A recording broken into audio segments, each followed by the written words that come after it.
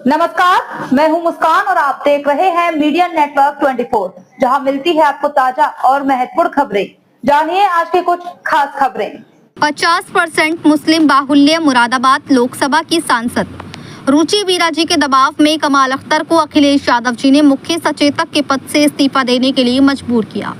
जो बताता है कि समाजवादी पार्टी अपने मुस्लिम नेताओं को भी अपमानित करती है और मुसलमानों को तो वे राजनीतिक अछूत बनाने का षड्यंत्र बीजेपी के साथ मिलकर लगातार रच ही रही है। तो कमाल अख्तर जी के इस्तीफा देने पर अपनी प्रतिक्रिया देते हुए शादाब चौहान प्रवक्ता AIMIM ने एक वीडियो सोशल मीडिया पर प्रसारित किया, जो कि सोशल मीडिया पर तेजी के साथ वायरल हो रहा है, जिसमें उन्होंने कहा है कि समाजवादी बीजेपी के साथ कॉम्प्रोमाइज करके मुसलमानों को पॉलिटिकली अनटचेबल बनाने का षड्यंत्र रच रही है। जो मुसलमान नेता उनकी पार्टी में है, समय समय पर उन्हें भी जलील किया जाता है और इस बात के कई प्रमाण हैं, जैसे कि आजम खान साहब को किस तरह अमर सिंह से प्रताड़ित कराया जाता था, आशू मलिक साहब के साथ हाथापाई की गई, ऐसे कई प्रमाण हैं। और तो और अभी कुछ दिन पहले ही समाजवादी पार्टी के 35 साल पुराने कार्यकर्ता जौनपुर में आरिफ साहब को गिरा करके मारा गया और आज अखिलेश यादव ने दबाव बनाकर अपमानित करते हुए कमाल अख्तर जी को मजबूर किया रुचि वीरा के दबाव में आकर।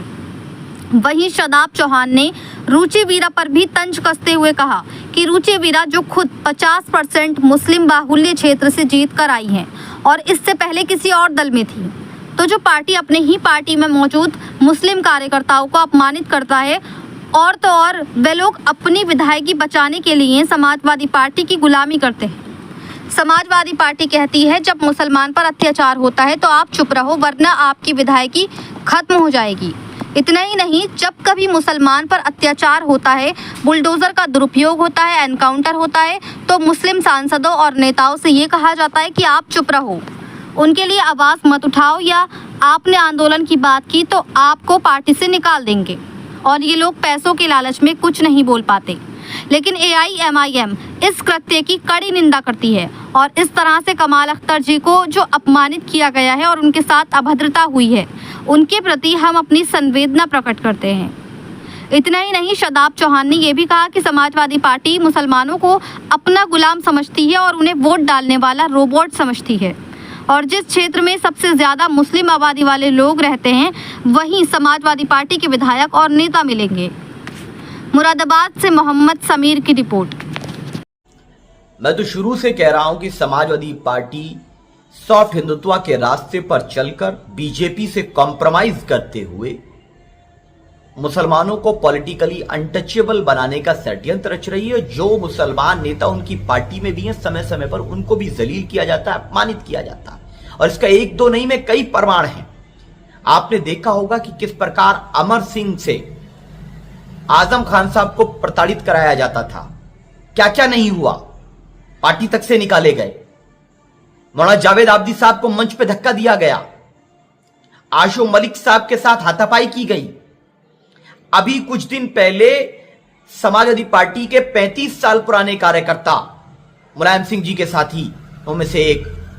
जौनपुर में आरिफ साहब को गिरा करके मारा गया, और आज अखिलेश यादव जी ने दबाव देकर बहुत ही अपमानित करते हुए कमाल अख्तर जी को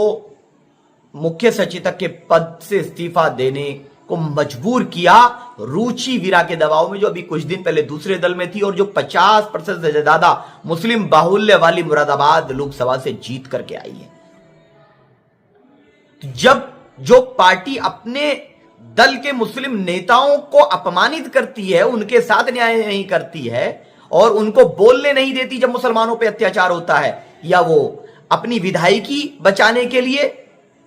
समाजवादी पार्टी की गुलामी करते हैं और उनकी बात मानते हैं कि जब मुसलमानों पे अत्याचार हो तो आप खामोश रहो वरना विधायकी खत्म हो जाएगी, जब मस्जिद गिरे चुप रहो वरना विधायकी खत्म, को पार्टी से निकाल देंगे, विधायक नहीं बन पाओगे। आपको जब खानकाह पे टारगेट हो, मुसलमानों की मॉब लिंचिंग हो या कुछ भी मुसलमानों के साथ अत्याचार होता है, एनकाउंटर हो, फर्जी बुलडोजर का दुरुपयोग हो, सभी मुस्लिम विधायकों, सांसदों और नेताओं को यह कहा जाता है कि अगर आपने एक शब्द मुसलमानों के लिए कुछ बोला, कोई आंदोलन की बात की, तो आपको पार्टी से निकाल देंगे और आपको टिकट नहीं देंगे। और ये लोग लालची लोग हैं,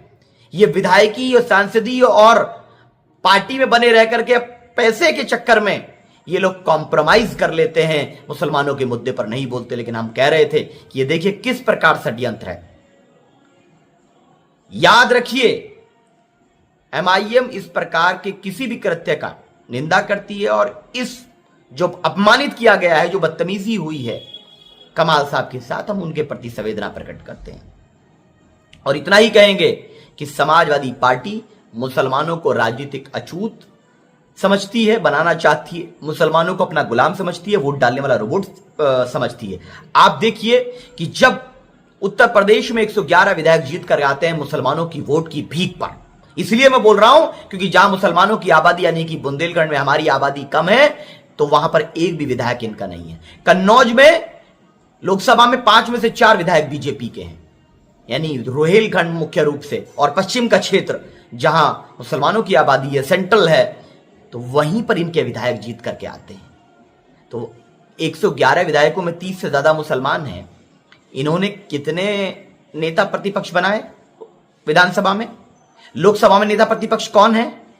अरे वोट हमारा, राज तुम्हारा कब तक चलेगा? अब दरी नहीं बिछाएंगे, अब हिस्सेदारी की बात होगी, बराबरी की बात होगी। और समाजवादी पार्टी के वो मुस्लिम नेता जिनके दिल में सम्मान है, जिनके दिल में दर्द है मुसलमानों का, उनसे कह रहा हूं छोड़िए। आप जहां आपको भी अपमानित किया जा रहा है, आपके समाज को अपमानित किया जा रहा है, आपको गुलाम आपको भी समझा जा रहा है, आपके समाज को भी समझा जा रहा है, आप ऐसे दल में विधायकी सांसदी मत बचाइए, कल आखिरत में